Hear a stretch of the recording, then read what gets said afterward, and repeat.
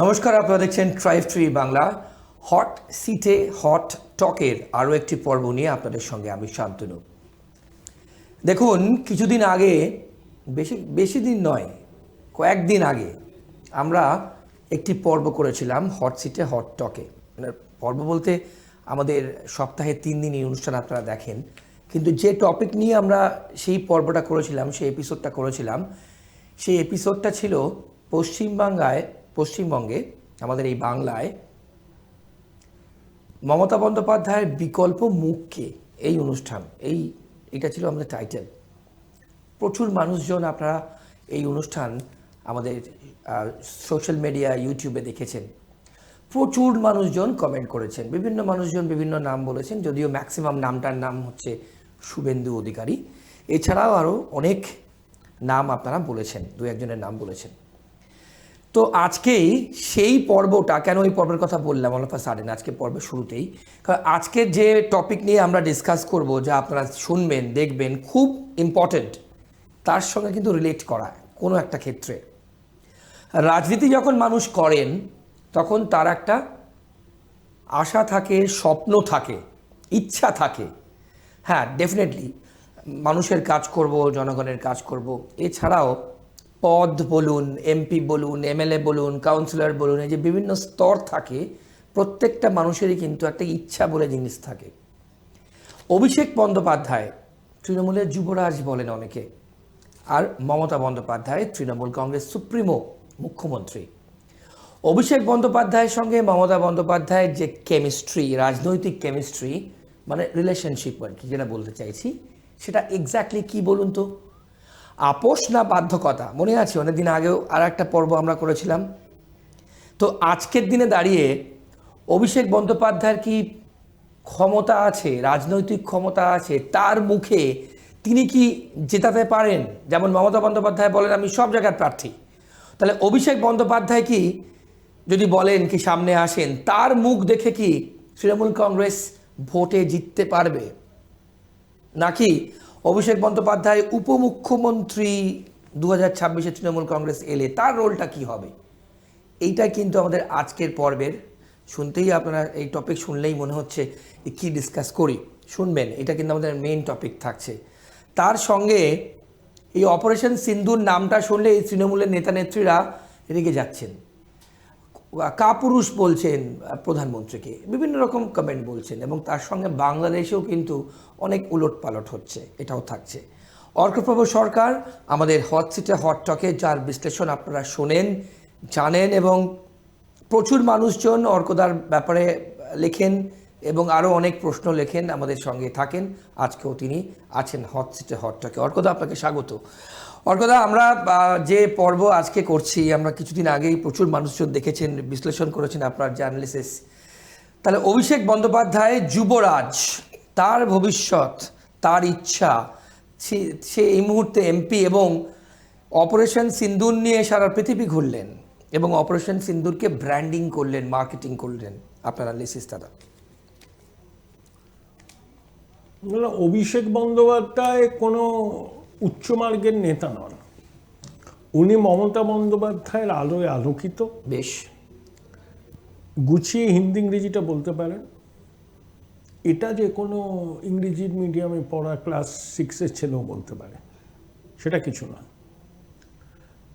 আসলে অভিষেক বন্দ্যোপাধ্যায় এমন একটা হাবভাব করেন যে তার একটা বিশাল নাকি জনভিত্তি আছে। বেশ। কিন্তু বাস্তব হলো তিনি মমতা বন্দ্যোপাধ্যায়ের আলোতেই আলোকিত। মমতা বন্দ্যোপাধ্যায়ের আশীর্বাদের হাত তার মাথার উপর থেকে সরে গেলে অভিষেক বন্দ্যোপাধ্যায়ের বাড়তি কোনো গুরুত্ব তৃণমূলে থাকবে না। বেশ। তিনি মমতা বন্দ্যোপাধ্যায়ের ঘনিষ্ঠ উত্তরাধিকারী। মমতা বন্দ্যোপাধ্যায় তাকে তৈরি করেছেন এবং ভবিষ্যতে তার হাতে দলের দায়িত্বভার দেবেন, এইটা জেনে নিয়ে তৃণমূলের লোকজন তার পাশে গুড়গুড় করে। এটাকেই অভিষেক ভেবেছিল সে খুব বড় নেতা হয়ে গেছে, সে ডাকলেই লক্ষ লক্ষ লোক চলে আসবে, সবাইকে সে নির্বাচনে জেতাবে। অভিষেকের উচ্চাশা আছে, আমি উচ্চাশা থাকাটাকে কোনো খারাপ বিষয় বলে মনে করি না, সব মানুষের উচ্চাশা থাকা উচিত, কিন্তু উচ্চাশার একটা সীমা থাকা উচিত। অভিষেক বন্দ্যোপাধ্যায় হচ্ছে প্রোডাক্ট অফ প্রিভিলেজ, আর মমতা বন্দ্যোপাধ্যায় হচ্ছেন প্রোডাক্ট অফ অ্যাজিটেশন। বেশ। অভিষেক বন্দ্যোপাধ্যায় হেলিকপ্টারে করে নেমে লিফটে করে রাজনীতির ময়দানে উঠেছেন, ছাত্র আন্দোলন করেননি, শ্রমিক আন্দোলন করেননি, পুলিশের লাঠি খাননি, কিছুই করেন। বেশ বেশ। বরঞ্চ তিনি পুলিশের নিরাপত্তা নিয়ে গড়েন, যখন রাস্তাঘাটে চলাফেরা করে মনে হয় যেন কোনো দেশের রাষ্ট্রপ্রধান যাচ্ছে। এইটুকুই আমরা দেখতে অভ্যস্ত।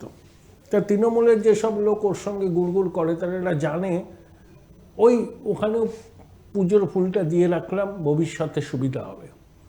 অভিষেক বন্দ্যোপাধ্যায় মুখ্যমন্ত্রী হতে চেয়েছিলেন, তার লোকজনও বলছিল একটা নতুন ব্লাডের দরকার প্রশাসনে।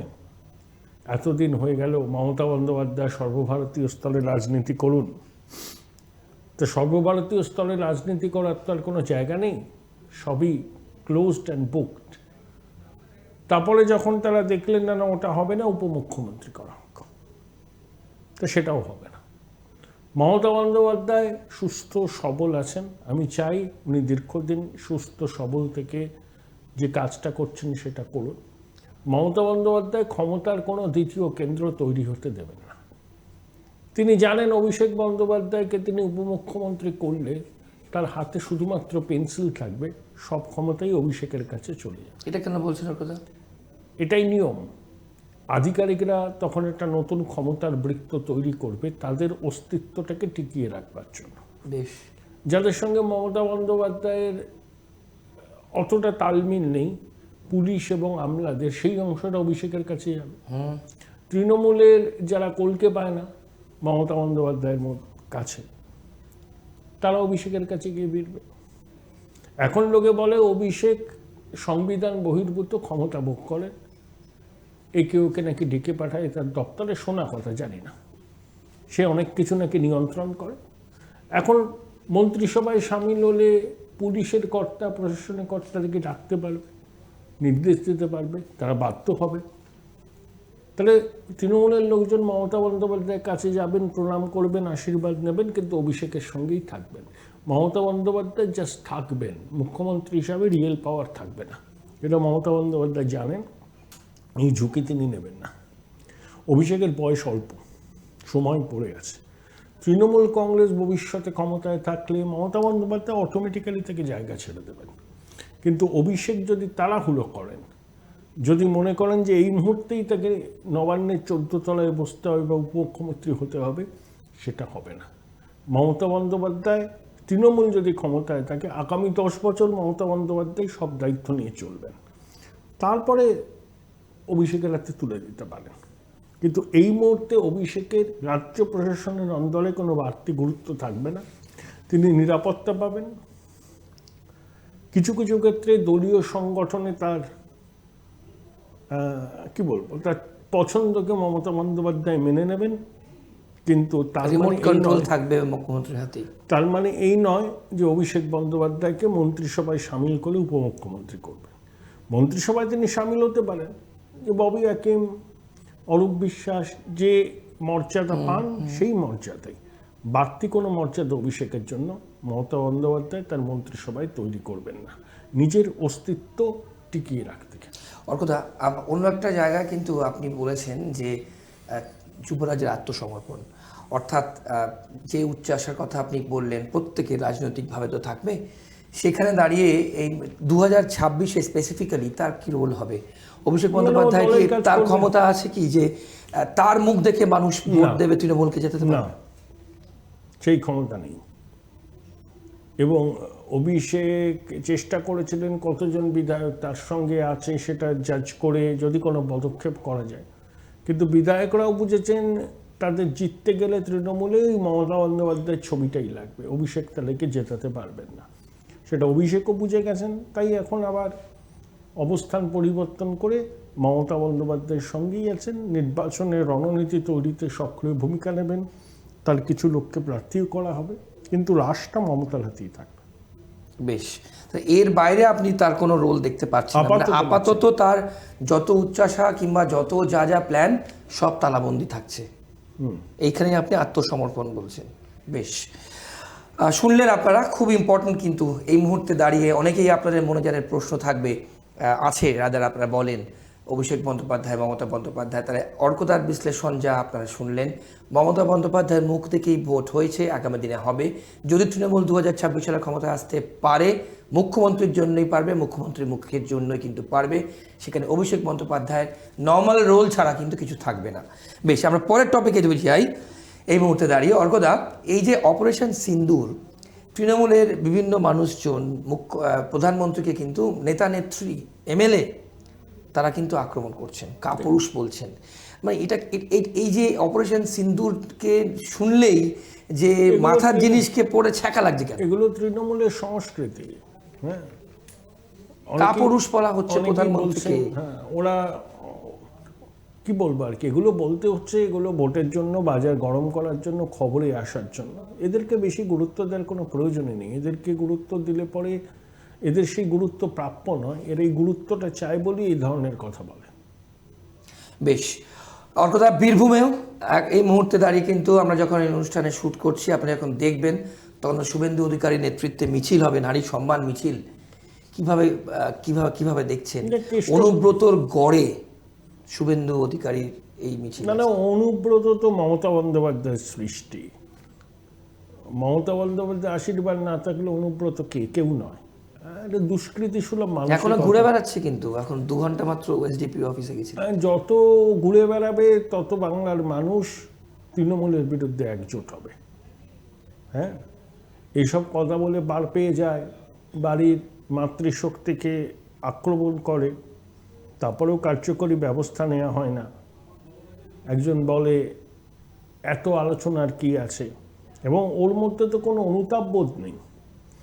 গন্ডারের চামড়ার থেকেও মোটা যদি কোনো চামড়া হয়, সেটা অনুব্রত। একটা খুব ইন্টারেস্টিং স্টেটমেন্ট করেছেন কিন্তু অর্কদা, যে কয়েকদিন একটু চলন বলন দেখেনি, কাকে ইন্ডিকেট করেছেন জিজ্ঞেস করবো আপনাকে, তারপর আমি বলবো কার চলন চলন। এটা হতে পারে তৃণমূলের গোষ্ঠীদ্বন্দ্ব, এটা হতে পারে অনুব্রতের বিরুদ্ধে তৃণমূলের একাংশের ক্ষোভ, সেটাই ফাঁস হয়ে গেছে এই অডিওটায়।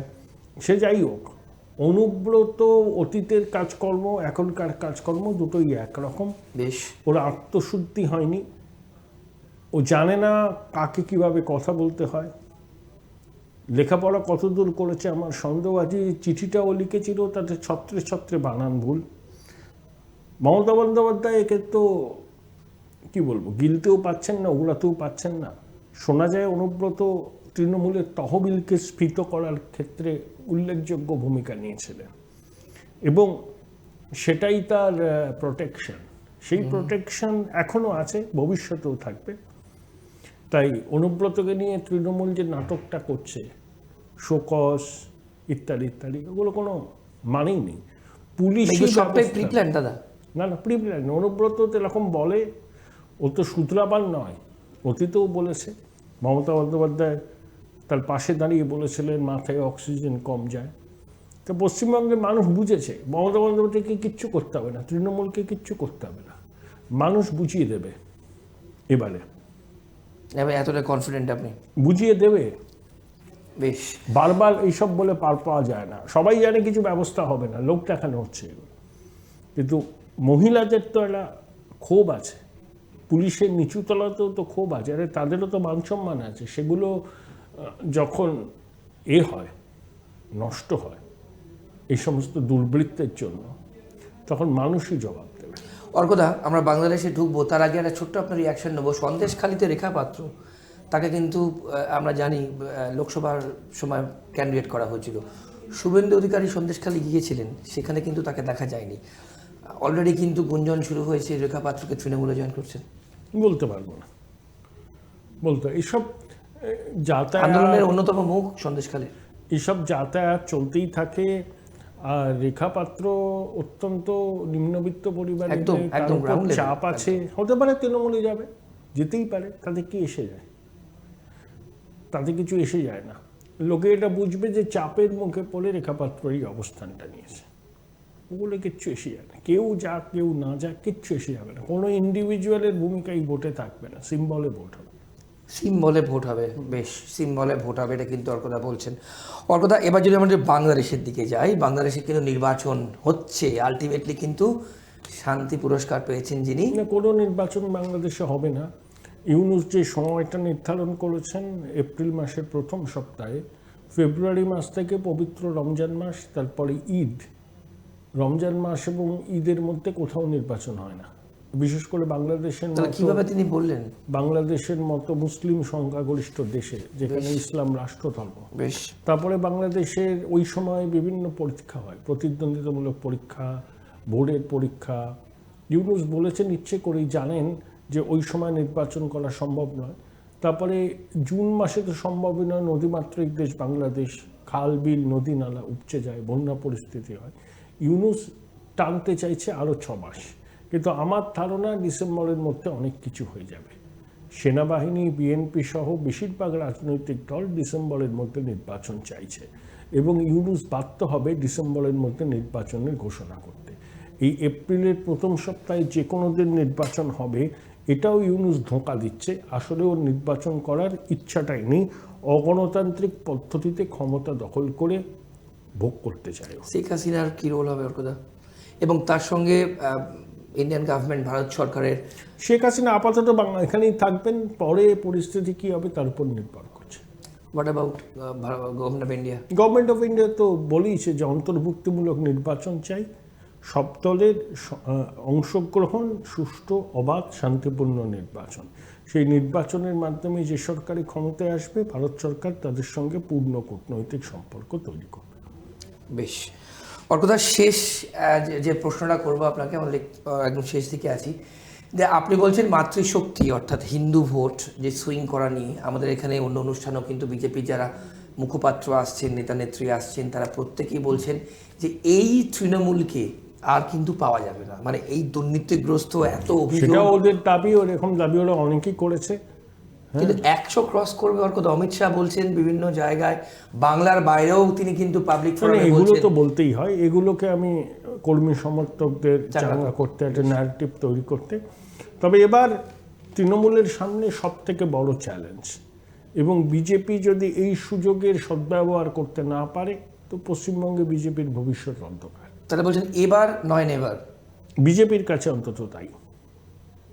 বেশ, সব থেকে বড় চ্যালেঞ্জ। ওকে অর্কদা, অনেক ধন্যবাদ আপনার সময়ের জন্য। আপনারা শুনলেন, আমরা কিন্তু আজ যে পার্টে, অর্থাৎ যে টপিক প্রথমেই বললাম অনুষ্ঠান পর্ব শুরু করবার আগে, অভিষেক বন্দ্যোপাধ্যায় এবং মমতা বন্দ্যোপাধ্যায়ের যে রাজনৈতিক কেমিস্ট্রি, সেখানে দাঁড়িয়ে কিন্তু আপনাদের অনেকের মনে প্রশ্ন যে অভিষেক বন্দ্যোপাধ্যায়ের কি সেই ক্ষমতা আছে, যেখানে তিনি যেভাবে সামনে আসেন, মিটিং করেন, বক্তৃতা দেন 21শে জুলাই সামনে, সুতরাং সেখানেও তিনি নিশ্চয়ই থাকবেন।